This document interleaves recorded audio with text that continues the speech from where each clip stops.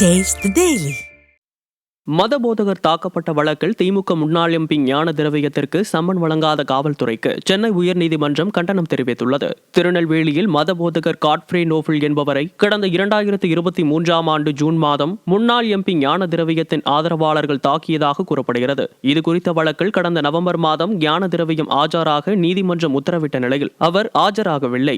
இந்நிலையில் இவ்வழக்கை விசாரித்த நீதிபதி 6 மாதங்களாக ஞான திரவியத்திற்கு சம்மன் வழங்காதது ஏன் என கேள்வி எழுப்பி காவல்துறை கண்டனம் தெரிவித்தார். மேலும் இந்த வழக்கின் விசாரணையை ஜூலை 28ஆம் தேதிக்கு தள்ளி வைத்த நீதிபதி ஞான திரவியத்திற்கு எதிராக எடுத்த நடவடிக்கைகள் குறித்து அறிக்கை தாக்கல் செய்யவும் உத்தரவிட்டார். சென்னையில் தக்காளி விலை ஒரே நாளில் 15 ரூபாய் உயர்ந்துள்ளது இல்லத்தரசிகளிடையே அதிர்ச்சியை ஏற்படுத்தியுள்ளது. கடந்த சில நாட்களாக பெய்து வரும் மழையால் காய்கறிகளின் வரத்து குறைந்துள்ளதாகவும் அதனால் அனைத்து காய்கறிகளின் விலையும் 10 ரூபாய் முதல் 15 ரூபாய் வரை விலை உயர்ந்துள்ளதாகவும் வியாபாரிகள் தெரிவிக்கின்றனர்.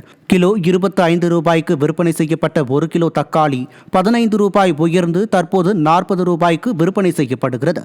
இதேபோல் கேரட், பீன்ஸ், வெண்டைக்காய், முருங்கைக்காய், கத்திரிக்காய் உள்ளிட்ட காய்கறிகளின் விலையும் 10 ரூபாய் வரை விலை உயர்ந்துள்ளது. காய்கறிகளின் வரத்து குறைவால் மேலும் சில நாட்களுக்கு படிப்படியாக விலை அதிகரிக்கும் என வியாபாரிகள் தெரிவித்துள்ளனர். இதனால் இல்லத்தரசிகள் அதிர்ச்சியடைந்துள்ளனர்.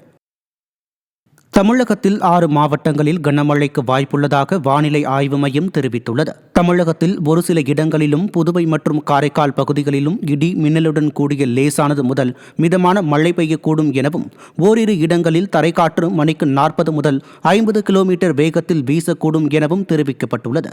நீலகிரி, தென்காசி, தேனி, திருவள்ளூர், காஞ்சிபுரம் மற்றும் கோயம்புத்தூர் மாவட்டத்தின் மலைப்பகுதிகளில் ஓரிரு இடங்களிலும் நீலகிரி மற்றும் கோயம்புத்தூர் மாவட்டத்தின் மலைப்பகுதிகளில் ஓரிரு இடங்களிலும் கனமழை பெய்ய வாய்ப்புள்ளதாகவும் வானிலை ஆய்வு மையம் தெரிவித்துள்ளது.